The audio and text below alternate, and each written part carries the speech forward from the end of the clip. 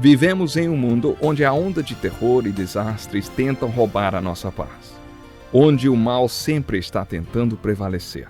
Mas vemos pela palavra de Deus desde o Antigo Testamento que o cuidado de Deus para com aqueles que o temem e o buscam é muito real e permanente. Fique atento a mais um programa Encontro com a Palavra. Aqui apresentamos a palavra de Deus como resposta a todas as mais difíceis questões da vida. Agora com você, Pastor Edson Bruno.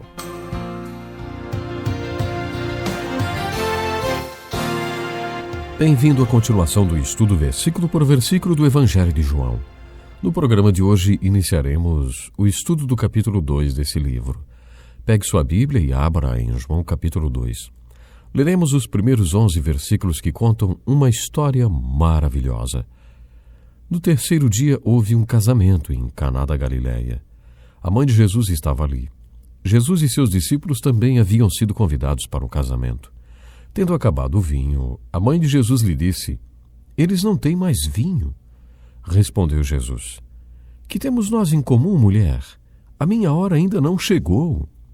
Sua mãe disse aos serviçais: "Façam tudo o que ele lhes mandar." Ali perto havia 6 potes de pedra, do tipo usado pelos judeus para as purificações cerimoniais. Em cada pote cabiam entre 80 e 120 litros. Disse Jesus aos serviçais: "Encham os potes com água." E os encheram até a borda. Então lhes disse: "Agora levem um pouco ao encarregado da festa." Eles assim fizeram. E o encarregado da festa provou a água que fora transformada em vinho, sem saber de onde este viera, embora o soubessem os serviçais que haviam tirado a água. Então chamou o noivo e disse: "Todos servem primeiro o melhor vinho, e depois que os convidados já beberam bastante, o vinho inferior é servido. Mas você guardou o melhor até agora." Este sinal miraculoso em Caná da Galileia foi o primeiro que Jesus realizou. Revelou assim a sua glória, e os seus discípulos creram nele. Este foi o primeiro milagre de Jesus, e é uma história impressionante. João relatou essa história, este milagre, cumprido em seu propósito ao escrever o 4º Evangelho, declarado nos 2 últimos versículos do capítulo 20. Jesus realizou na presença dos seus discípulos muitos outros sinais miraculosos, que não estão registrados nesse livro. Mas estes foram escritos para que vocês creiam que Jesus é o Cristo, o Filho de Deus, e crendo tenham vida em seu nome. Esse foi o propósito de João ao escrever este evangelho. Ele se dispôs a relatar os sinais que Jesus operou, a fim de nos convencer que Jesus é o Messias, o Cristo, o Filho de Deus. Através do Messias, o Filho de Deus, Jesus Cristo, através dele, nós podemos encontrar a vida eterna. Foi para nos mostrar esta verdade que João escreveu este evangelho. Este foi o primeiro sinal que João relatou e foi o início do registro de todas as evidências sobrenaturais de que Jesus é o Cristo, o Filho de Deus. Era uma festa de casamento e o vinho tinha acabado. Então Jesus transformou a água em vinho. Vocês não acham estranho que esse tenha sido seu primeiro milagre? Imaginem, o primeiro milagre ser a transformação de água em vinho. A primeira evidência de quem ele era. Ouça com atenção o versículo 11. Este sinal miraculoso em Caná da Galileia foi o primeiro que Jesus realizou. Revelou assim a sua glória, e os seus discípulos creram nele. O primeiro sinal e a primeira evidência miraculosa, através da qual Jesus manifestou a sua glória, e os seus discípulos creram nele. Você não acha isso impressionante? Algumas igrejas mais legalistas enfatizam demais o que os seus membros podem e não podem fazer. Lembro-me que uma vez visitei um pastor de uma igreja na Grécia. Aquele pastor era uma versão moderna do apóstolo Paulo ali. Esse ministro do Senhor tinha uma igreja enorme em Atenas e cerca de 75 outras igrejas espalhadas por toda a Grécia em lugares como Corinto, Tessalônica e em outros lugares onde nos tempos bíblicos havia igrejas do Novo Testamento. Para mim foi muito emocionante acompanhar aquele apóstolo Paulo dos tempos atuais por tantas cidades mencionadas na Bíblia. eu ficara impressionado, porque no almoço, aquele pastor já tinha bebido bastante vinho. E quando chegou a hora de jantar, ele tomou mais vinho. Eu não estou falando de um pouquinho de vinho, não. Ele tomou muito vinho. Durante toda a semana foi assim, até que um dia, quando ele estava novamente tomando vinho, ele olhou para mim e perguntou: Pastor, o senhor se incomoda que eu tome vinho? Será que estou sendo uma pedra de tropeço para o senhor? Eu respondi: claro que não. Imagine. O senhor sabe que até Paulo disse a Timóteo para tomar um pouco de vinho por causa dos problemas que tinha no estômago, eu falei. É lógico que aquele pastor, sendo grego, sabia ler o Novo Testamento no original. Sabe o que ele me respondeu? É verdade. Paulo mandou Timóteo tomar um pouco de vinho porque ele estava doente. Mas se Timóteo estivesse bom, Paulo tinha mandado ele beber a garrafa inteira. Uau! Bom, eu, na verdade, sempre fui contra e serei contra a questão da bebida alcoólica. Acho que ela não faz bem pra ninguém. Nem um gole. Realmente sou bastante radical com relação a isso. Nem um gole. Bom, claro, por causa do tipo de cultura na qual eu fui criado. E sempre achei estranho que o primeiro milagre que Jesus realizou, registrado por João neste evangelho, estivesse relacionado ao vinho, na transformação de água em vinho. Como já disse no estudo introdutório deste evangelho, tudo que João escreveu possui um significado bastante profundo. A mensagem do evangelho de João se apresenta em 2 níveis. O primeiro é compreensível até para uma criança. É uma mensagem simples.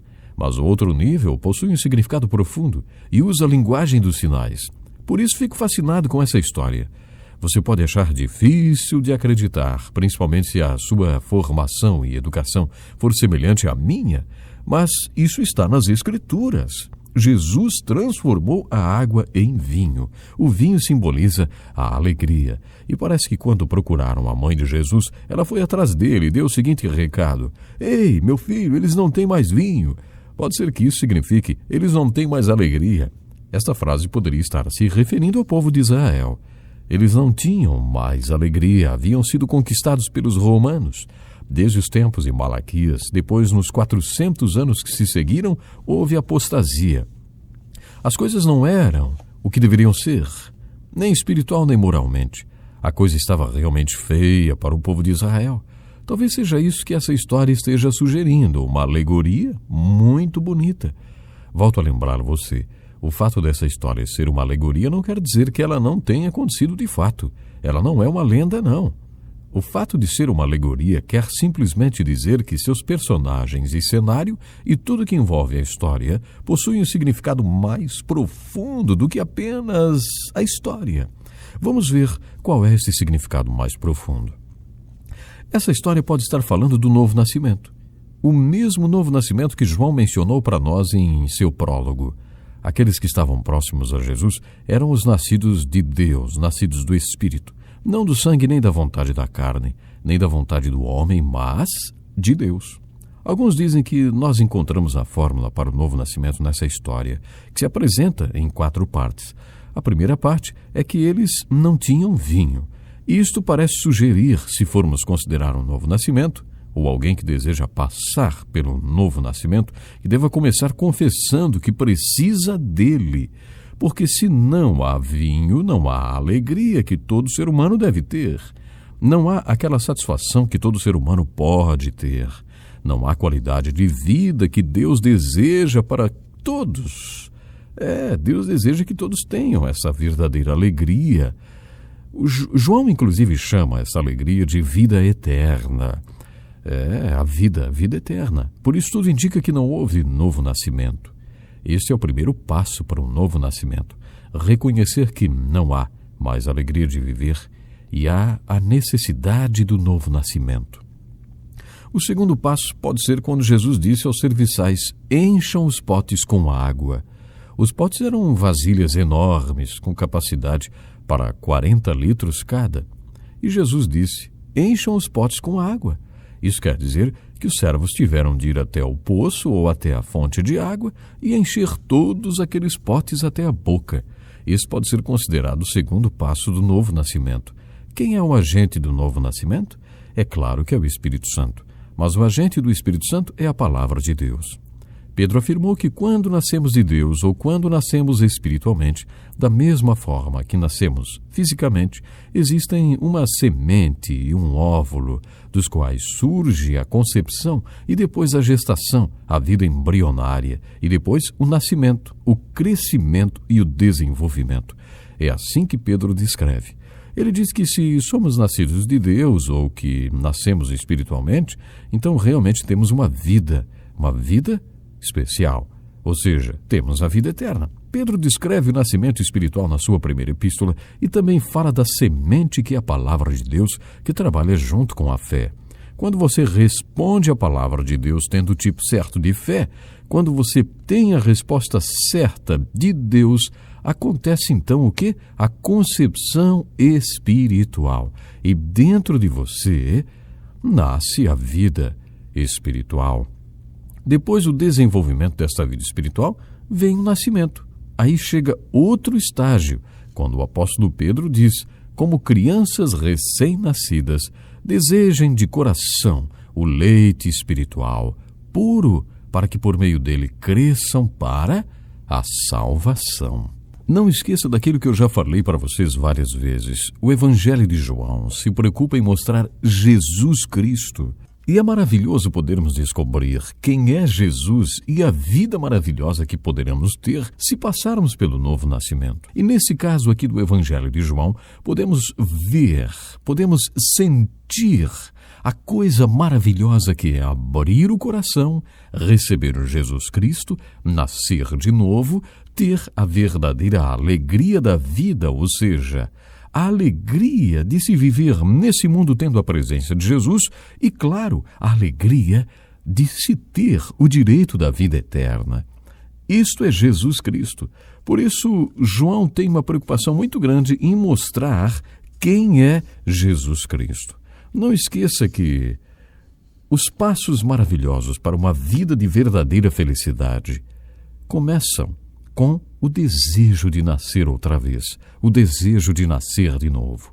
É isso que podemos ver claramente no Evangelho de João, inclusive nessa história do primeiro milagre de Jesus, quando ele transformou a água em vinho. Ele pode transformar a sua vida, que talvez você pense não tem sentido nenhum, para uma vida repleta de sentido. E olha que é muito grande o número de pessoas que diz constantemente: a minha vida não tem sentido, não tenho nenhuma alegria, não tenho prazer em viver. Ora, porque ainda não passaram pelo novo nascimento. Ainda não nasceram outra vez para Jesus Cristo. E isso está muito claro no Evangelho de João. Temos que ficar por aqui hoje. Até o próximo programa. Deus lhe abençoe.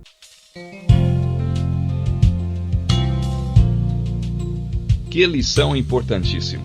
Obrigado, pastor Edson Bruno. Prezado ouvinte, coloque em prática o que você ouviu aqui. Sem dúvida, sua vida será grandemente abençoada. Este é um estudo escrito pelo Dr. Dick Woodward, na voz do pastor Edson Bruno. Escreva-nos e solicite o material. Nosso endereço é Encontro com a Palavra, Caixa Postal 2011, CEP 89201-970, Joinville, Santa Catarina. Até o nosso próximo encontro com a Palavra.